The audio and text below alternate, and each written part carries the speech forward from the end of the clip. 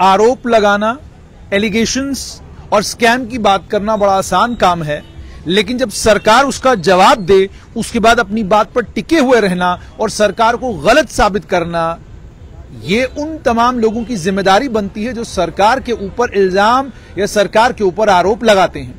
अक्सर ये देखा गया कि कहानी आती है, उस कहानी का एक शिक्षक होता है, उस कहानी के अंदर सब कुछ होता है, लेकिन जब सरकार जवाब देती है उसके बाद एक चुप्पी और उसके बाद आगे मामला नहीं बढ़ता। ऐसा ही हुआ प्रधानमंत्री जन आरोग्य योजना को लेकर। जो हेल्थ डिपार्टमेंट के सचिव है भूपेंद्र कुमार, उन्होंने तमाम इल्जामों का जवाब दिया और उन्होंने कहा जो 500 करोड़ के नुकसान की बात की गई है प्रधानमंत्री जन आरोग्य योजना सेहत स्कीम में, वो बेबुनियाद, बेसलेस, झूठ पर मबनी है। उन्होंने ये कहा कि कोई 500 करोड़ का नुकसान नहीं हुआ, बल्कि जो प्रीमियम बजाज अलायंस को पूरे इस पीरियड में दिया गया था, जो उनका पीरियड 26 अप्रैल 2020 को शुरू हुआ था और मार्च 2022 तक चलता रहा और जिसमें इंटरिम पीरियड भी 79 दिन का है स्टॉप लॉस बेसिस पर, वो 304 करोड़ के करीब ही था।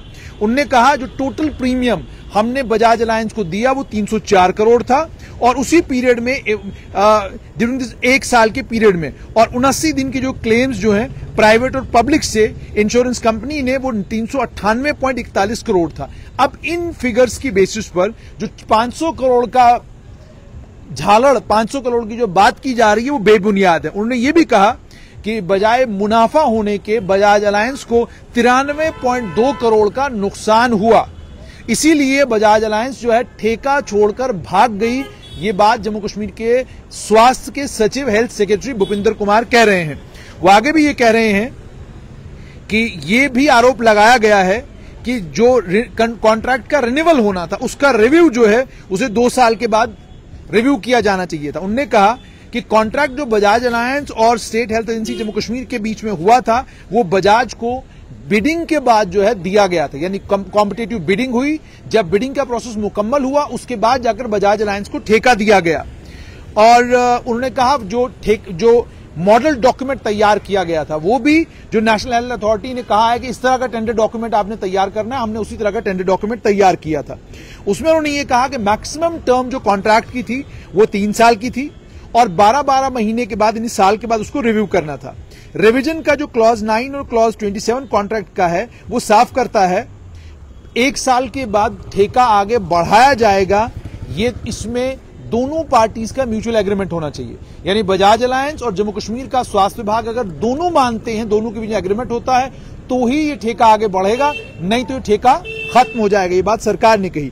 उन्होंने ये कहा कि हमने अनथक कोशिश की कि बजाज अलायंस को गुजारिश की जाए बजाज अलायंस से कि आप इस ठेके को कंटिन्यू करें, लेकिन कंपनी ने यह तय किया कि हम 1 साल के बाद आपको छोड़कर जाना चाहते हैं, हम इसे आगे नहीं बढ़ाना चाहते क्योंकि हमें नुकसान हो रहा है यहां पर। तो इसलिए इस चीज को ध्यान में रखते हुए कि लोगों को जो सुविधाएं प्रधानमंत्री जन आरोग्य योजना के तहत मिल रही हैं उन सुविधाओं में कोई कमी ना आए, लोगों को परेशानी का सामना न करना पड़े। उन्होंने बजाज अलायंस के साथ एक एग्रीमेंट किया कि आप स्टॉप लॉस बेसिस पर जो अपनी सर्विसेज कंटिन्यू करें जब तक हमें नई इंश्योरेंस कंपनी नहीं मिलती।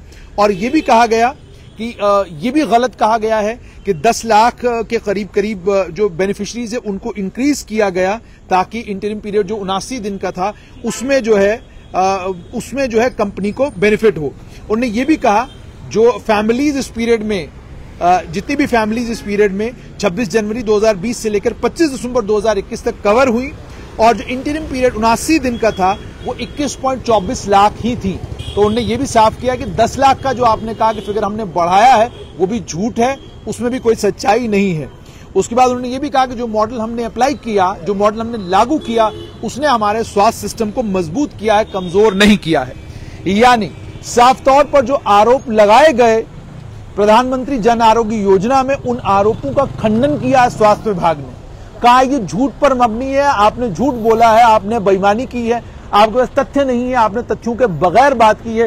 ये सारी बातें स्वास्थ्य विभाग ने कही हैं, लेकिन समझ में नहीं आ रहा कि स्वास्थ्य विभाग ने अंत में ये क्यों नहीं लिखा कि जिन लोगों ने ये सारी बातें कही हैं उनके खिलाफ हम सरकार को बदनाम करने का लेकर मुकदमा कोर्ट में दायर करने जा रहे हैं। आप जानते हैं आज सरकार को जहां पर लगता है कि सरकार को बेवजह सरकार पर इल्जाम लगाए जा रहे हैं, बेबुनियाद किस्म की बातें की जा रही हैं, तो सरकार उस मामले में एफआईआर लगाने में और साथ में क्या कहते हैं कोर्ट में मामला दर्ज करने में वक्त जाया नहीं करती। आखिरकार क्या कारण है कि इसमें ऐसी कोई बात नहीं की गई है? क्या सरकार ऐसा करने जा रही है? क्योंकि बात तो साफ है कि अगर सरकार बिल्कुल साफ सुथरी है और कोई गलती सरकार ने नहीं की है तो सरकार कोर्ट में जाए और अपने ऊपर जो इल्जाम कोर्ट सरकार के ऊपर लगाए गए हैं उन इल्जामों का खंडन करे, और जिस व्यक्ति ने ऐसा किया उसे डिफेमेशन के मामले में बुक किया जा सकता है। लेकिन अगर ऐसा नहीं है और कहानी कुछ और है तो भी सरकार को बताना पड़ेगा। मगर सरकार ने बहुत बारीकी के साथ एक एक चीज बताई है और साफ किया है कि जनाब आप 500 करोड़ की बात करते हैं, ठेका जो है वो कुछ करोड़ का था और उसमें भी 93 करोड़ का बजाज अलायंस को नुकसान हुआ है। बजाज अलायंस की चुप्पी, सरकार की सफाई और आरोप लगाने वालों ने जो आरोप लगाए हैं। देखना अब यह होगा कि आरोपियों के ऊपर सरकार कोई कार्रवाई करती है कि नहीं करती है। और दूसरा ये, जिन्होंने आरोप लगाए हैं क्या कल वो भी मैदान में उतरकर कहेंगे कि ये है कागजात?